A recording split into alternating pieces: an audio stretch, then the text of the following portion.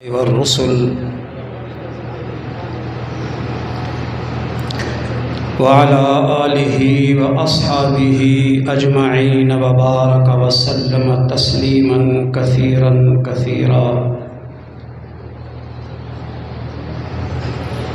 أما بعد فأعوذ بالله من الشيطان الرجيم. بسم الله الرحمن الرحيم. إن هذا القرآن يهدي للتي هي أقوم. قال رسول الله صلى الله عليه وسلم: خيركم من تعلم القرآن وعلمه، أو كما قال صلى الله تعالى عليه وسلم. صدق الله وصدق رسوله النبي الكريم، ونحن على ذلك من الشاهدين والشاكرين والحمد لله رب العالمين. وہی یونان کہلاتا تھا جو تہذیب کی دنیا، وہ روئے زمیں پر آج تھا تخریب کی دنیا. یہ تحقیق و تجسس کا جہاں تھا آج ویرانہ، افلاطون کی خرد و سقراط کی دانش تھی افسانہ. غرض دنیا میں چاروں سمت اندھیرا ہی اندھیرا تھا، نشان نور گم تھا اور ظلمت کا بسیرا تھا. دنیا کے افق پر دفعتاً سیلاب نور آیا، جہان کفر و باطل میں صداقت کا ظہور آیا. حقیقت کی خبر دینے بشیر آیا نذیر آیا، شہنشاہی نے جس کے قدم چومے وہ فقیر آیا. مبارک ہو زمانے کو کہ ختم المرسلین آیا، صحاب رحم بن کر رحمت للعالمین آیا. قابل قدر سامعین ذی وقار، معزز علماء کرام، مہمانان ذی قدر، میرے دوست، میرے برادر، میرے معزز محسن سید ظہیر شاہ صاحب اور ان کا تمام عملہ، تمام رفقائے کار، طلباء اعظام، دور دراز، قرب و جوار، اطراف و اکناف سے تشریف لانے والے، درد دل رکھنے والے معزز دوستوں، بھائیوں اور بزرگوں، یقینی طور پہ یہ کہا جا سکتا ہے اور حقیقت بھی ہے، جس محفل میں آپ اور ہم موجود ہیں، اللہ کے پاک پیغمبر نبی مکرم صلی اللہ علیہ وسلم کا ارشاد ہے: آسمان کی نورانی مخلوق زمین پر ایسی محفلوں کی تلاش میں ہوتی ہے جہاں اللہ کا ذکر ہو، اللہ کے محبوب کا تذکرہ ہو، قرآن کی بات ہو، جنت کی بات ہو، خیر و بھلائی کی بات ہو. محفل کے برخاست ہونے کے بعد یہ پورا مجمع فرشتوں کا اللہ کی بارگاہ میں حاضری دیتا ہے. عالم الغیب رب، کائنات کا پالنہار مالک، ان فرشتوں سے باوجود اس کے کہ اللہ سب کچھ جانتے ہیں پھر پوچھتے ہیں. میں پوری حدیث بیان نہیں کروں گا، اختصار کے ساتھ بات کروں گا. اللہ کے اور فرشتوں کے سوال اور جواب کے بعد اللہ ارشاد فرماتے ہیں: اس محفل کے اندر، اس مسجد کے اندر، اس حلقے کے اندر، یہاں قرآن کی بات سننے والے، قرآن کی بات کرنے والے، دین کی بات کرنے والے، آخرت کے تذکرے کرنے والے، جنت کے تذکرے کرنے والے، انسانیت کی خیر و بھلائی، خیر و سگالی کی باتیں کرنے والے جتنے لوگ شریک ہوئے، اللہ ارشاد فرماتے ہیں میں نے سب کی مغفرت کر دی. ایک فرشتہ سوال کرتا ہے، اور یہ کوئی حدیث انوکھی اور اچھوتی نہیں ہے. تبلیغی جماعت والے بارہا گزرتے ہیں تو فضائل اعمالوں سے، دوسری کتابوں سے ہمیں سناتے ہیں. ایک فرشتہ پوچھتا ہے: اے اللہ، یہاں جو لوگ آئے تھے وہ تو اس محفل کے لیے آئے تھے، لیکن ایک بندہ آیا تھا جس کا اس محفل سے کام نہیں تھا، یہاں کا شریک نہیں تھا، ان کا رفیق نہیں تھا، ان کا ساتھی نہیں تھا، اس محفل میں جڑنے کے لیے، سننے کے لیے، اس محفل کے لیے خصوصی طور پہ وقت نکال کے نہیں آیا تھا، اس کا کسی بندے سے کام تھا، اپنی غرض سے آیا، اپنی لالچ سے آیا، اپنے مطلب سے آیا، اپنے کام سے آیا تھا۔ اللہ فرماتے ہیں یہ اتنے مبارک لوگ ہیں جو ان کے ساتھ جڑ جاتا ہے میں اسے بھی معاف کر دیتا ہوں۔ خوش بخت و خوش نصیب آپ لوگ ہیں، اس پرفتن دور میں آپ کے پاس قرآن کی بات سننے کا وقت ہے، اس مادیت کے دور میں، مصروفیت کے دور میں آپ کے پاس ایسی اولاد موجود ہے جو آپ اللہ کا دین سیکھنے کے لیے مسجد کے عالم کو دے سک رہے ہیں۔ این سعادت بزور بازو نیست، یہ طاقت اور قوت سے نہیں ملتی، جسے اللہ پسند کر لیتا ہے، جس کے مال پہ اللہ کی نظر پڑ جائے وہ مسجد میں لگتا ہے، طالب علم پہ لگتا ہے، جس کی اولاد خدا کو پسند آ جائے وہ قرآن کا حافظ بنا دیتا ہے۔ بہت بڑی خوش بختی ہے، نماز کے وقت مسلمان کے اسلام کا پتہ لگتا ہے، اور ایسی محفلوں کے وقت اسلام سے درد و محبت رکھنے والے لوگوں کی خبر پڑتی ہے۔ ہم اپنے بیٹوں کے لیے آئے ہیں کہ میرے بیٹے کا قرآن پاک ختم ہوا ہے، چلو ایک مجبوری ہے میں آج چلا جاؤں۔ میرے کزن حافظ ہوئے ہیں، میرے بھتیجے حافظ ہوئے ہیں، میرے رشتہ دار حافظ ہوئے ہیں۔ یہ عام محفل نہیں ہے جس میں آپ تشریف رکھتے ہیں، عام محفل نہیں ہے۔ مسجد نبوی میں صحابہ کا ایک جھمگٹا موجود ہے، چند افراد موجود ہیں۔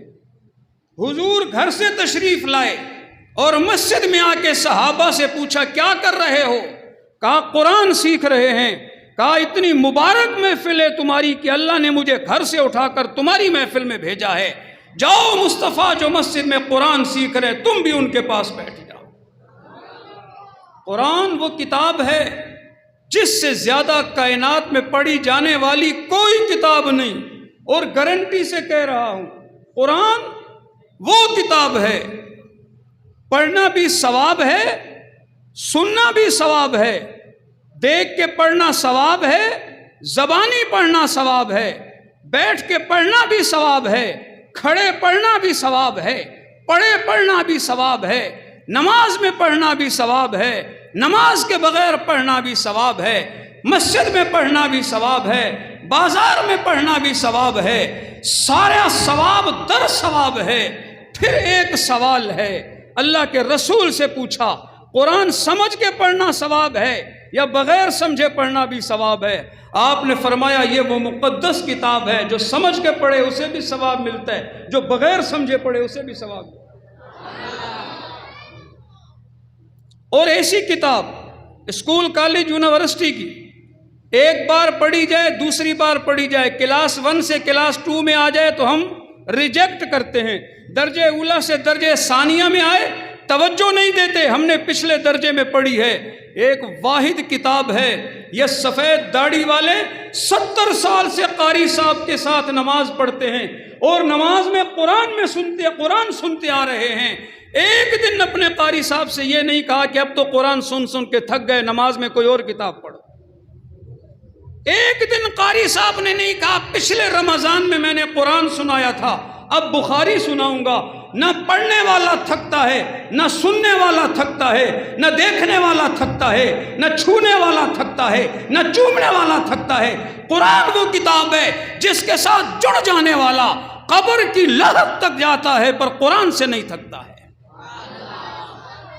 آپ کے مدیر و محتمم صاحب نے ایک بات کہی تو مجھے ایک جملہ یاد آیا کہ اسکول کالج پہ ہمارے کتنے خرچے ہوتے ہیں اور مدرسے پہ ہم کیا کچھ لگاتے ہیں۔ ماسٹر صاحب بچے کو گھر میں ٹیوشن پڑھا رہے تھے، ایلیفینٹ مانے چیونٹی، اور بچہ بھی تو نہ سمجھتا وہ رگڑے دے جا رہا تھا۔ ایلیفینٹ مانے چیونٹی، ابا کا گزر ہو گیا۔ اس نے کہا ستیہ ناس جائے ماسٹر صاحب، ایلیفینٹ کا معنی ہاتھی تھا، آپ نے چیونٹی پڑھا دیا۔ فرمایا فیس کیا دیتے؟ کہا جی 100 روپیہ، تو 100 روپے میں ہاتھی پڑھاؤں گا۔ آپ 100 روپے دیں میں ہاتھی پڑھاؤں؟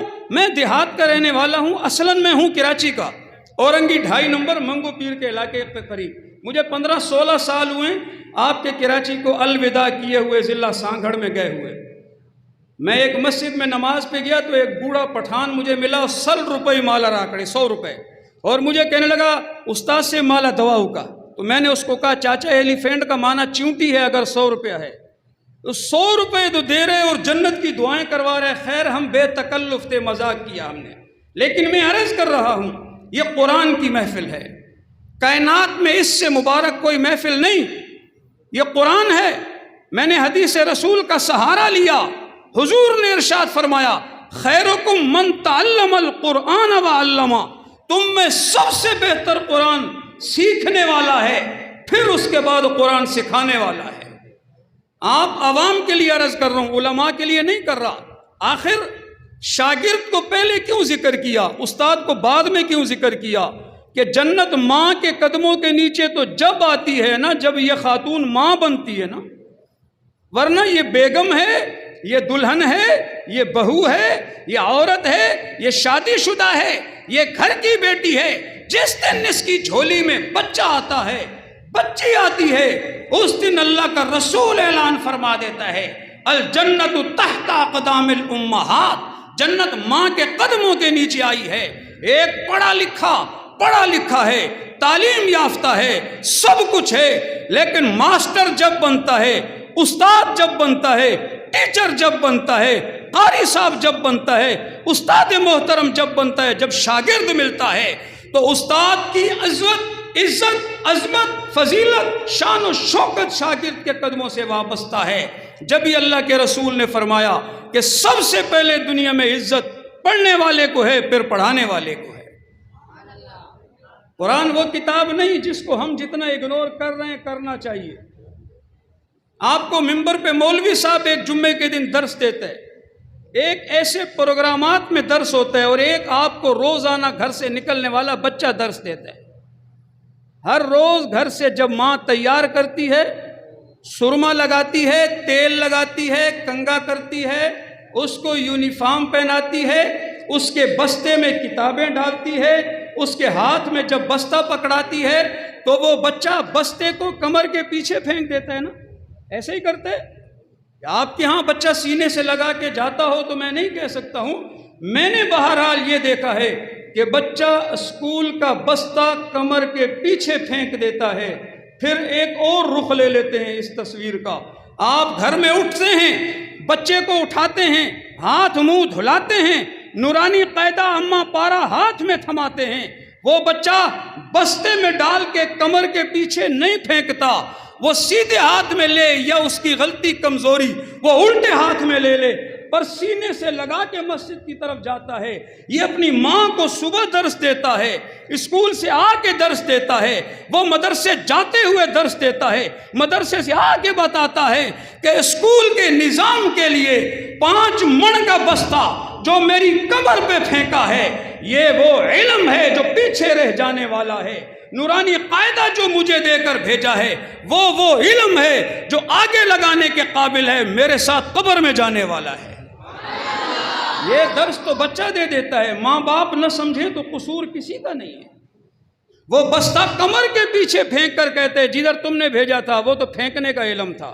میں اسکول کالج کی تعلیم کی نفی نہیں کر رہا، میرے اپنے بھی الحمدللہ 2 بچے قرآن کے حافظ ہیں، ایک 9th میں، ایک میٹرک میں، 2 بیٹیاں ہیں، ایک میٹرک میں، ایک 8 میں، 8ویں کلاس میں نفی نہیں کر رہا، لیکن میں ترجیحی نظریہ رکھ رہا ہوں۔ جو علم ساتھ جانے والا تھا، جو علم قبر میں کام آنے والا تھا، جو علم آخرت میں کام آنے والا تھا، جو علم قبر میں سوالوں کا جواب بننے والا تھا، وہ علم جو قبر میں فرشتوں کی مار دھاڑ سے بچانے والا تھا، تکلیف عذاب قبر سے بچانے والا تھا، پل صراط پر بجلی کی طرح تبلیغی جماعت والے پٹھان ہمارے جب بیان کرتے ہیں، جو 5 نمازیں پڑھتا ہے بجلی کی پڑک کی طرح گزر جاتا ہے، وہ بجلی کی پڑک کی طرح گزارنے والا جو علم تھا اسے اگنور کیا، ایک طرف رکھا، وقت نہیں نکالا، فرصت نہیں نکالی، اولاد نہیں نکالی، مال نہیں نکالا، بچوں کے لیے وقت نہیں نکلا. جو کالج کا علم تھا، یونیورسٹی کا علم تھا، اسکول کا علم تھا، وہ دنیاوی علوم تھے، وہ عصری علوم تھے، وہ رہ جانے والے تھے، وہ علوم نہیں، وہ فنون تھے. ان کے لیے پیسہ بھی ہمارا ہے، مال بھی ہمارے پاس ہے، وقت بھی ہمارے پاس ہے، ٹائم بھی ہمارے پاس ہے، اولاد بھی ہمارے پاس ہے. ایک بچہ یونیورسٹی میں داخل ہو کر باپ کو فقیر بنا دیتا ہے، بھکاری بنا دیتا ہے، قرضدار بنا دیتا ہے، مجبور کر دیتا ہے، فیسوں کو اٹھاتا ہے، وہ اپنے نخرے اٹھاتا ہے، ضرورتیں اٹھاتا ہے، کھانے پینے کے اخراجات لیتا ہے، ہاسٹل کے کرائے لیتا ہے، آنے جانے کا کرایہ بھاڑا لیتا ہے. اس کے باوجود مسلمان کا زور اسکول کالج کی طرف زیادہ ہے، مدرسے کی طرف کم ہے. اولاد کو دین کی تعلیم دینی ہے اور قرآن کی تعلیم. امام ابو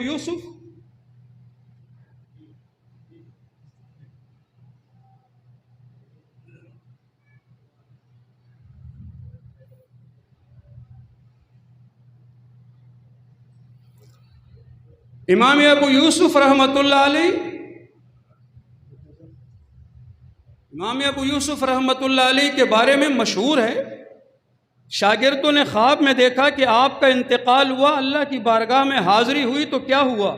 فرمایا مجھے میرے رب نے بلا کر کہا تھا ابو یوسف، جس دن تیرے سینے میں قرآن اتارا تھا جہنمیوں کی لسٹ سے تیرا نام کاٹ دیا تھا. تو ہم آخری بات کرتا ہوں، اساتذہ، علماء اور طلباء تو اپنا وقت، اپنی جان، اپنا مال لے کر بیٹھے ہیں. ہم جو دکاندار ہیں، تاجر ہیں، محنت کش ہیں، مزدور ہیں، آج ایک معاہدہ کریں. میں نے بہت جگہوں پر اپنے علاقے میں یہ بات اٹھائی. آج ایک معاہدہ کریں، مولانا ظہیر شاہ یہاں قرآن پڑھا کر اور پڑھوا کر جو ثواب کما سکتا ہے وہ ہم دکان میں بیٹھ کے کما سکتے ہیں. سودا سستا ہے جی، سودا سستا ہے. ہم نے تو یہ سنا تھا کہ مردے نہیں سنتے اور نہیں بولتے، یہاں تو اللہ کا احسان ہے زندہ بھی نہیں بولتے. سودا سستا ہے، سستا ہے. یہ قرآن پڑھائیں، قاری فقیر اللہ صاحب قرآن پڑھائیں، عبداللہ صاحب قرآن پڑھائیں، قاری سعد صاحب قرآن پڑھائیں، قاری عارف صاحب قرآن پڑھائیں، مسجد کا امام نماز پڑھائے، اذان دے. جو ثواب یہ کمائے، میں ریڑھی لگا کے کیوں نہ کماؤں، میں نوکری کر کے کیوں نہ کماؤں، میں مزدوری کر کے کیوں نہ کماؤں، میں اپنا پیشہ کر کے کیوں نہ کماؤں. یہ یہاں قرآن پڑھائیں، ہم ان کی محبت کریں، ان کا دفاع کریں، ان کا ساتھ دیں، ان کا تعاون کریں، ان کی پشت پناہی کریں، ان کی کمر مضبوط کریں. ان کو جو ثواب یہاں قرآن پڑھا کے ملے گا، مجھے وہ ثواب دکان میں دکانداری کر کے مل سکتا ہے. سب کا ارادہ ہے نا انشاءاللہ. تبلیغ والوں کی طرح ارادہ کرنا اور ارادہ کیا کرو، ارادے سے نہ ہٹا کرو. یہاں تو میں نے سنا ہے مولانا کہہ رہے ہیں سندھی بھی ہیں، دوسرے لوگ بھی ہیں، وہ 4 مہینے لگا کر خان صاحب نے ڈانگ اٹھائی اور بیوی کی پٹائی شروع کر دی. آڑے پاڑے کے لوگ کٹھے ہو گئے، نبھاگا عورت کو مارتا ہے. کہا میں اس کو کہتا ہوں داڑھی رکھ، یہ ارادہ نہیں کرتی. تو انہوں نے کہا خانہ آباد ہو تیرا، عورت کی داڑھی نہیں ہوتی. کہا امیر صاحب نے کہا تھا ارادے پہ ایک نیکی ہوتی. اس کو ہمیں بھی پتہ ہے کہ داڑھی اس کا نہیں آئے گا، خو ارادہ تو کر سکتا ہے نا. تو آپ ارادہ تو کر سکتے ہیں نا انشاءاللہ. مدارس اسلام کا قلعہ ہیں، آپ کے ایمان کا قلعہ ہیں. میرا حسب محفوظ مدارس کی وجہ سے، میرا نسب محفوظ مدارس کی وجہ سے میرے پاس وقت اتنا ہی تھا، اور میں وقت کا خیال کرتے ہوئے، تنگی دامن کی شکایت کرتے ہوئے وقت کے سامنے اپنی بات کو سمیٹتا ہوں. اللہ سے دعا ہے اللہ آپ کا آنا، آپ کا اٹھنا، آپ کا بیٹھنا، آپ کی محبت، آپ کا تعاون، آپ کا پیار قبول فرمائے. اللہ ان حضرات کی، ان علماء کرام کی آنے کو، ان کی محنت کو، ان کے کام کو اپنی بارگاہ میں قبول فرمائے. آخر دعوانا ان الحمد للہ رب العالمین.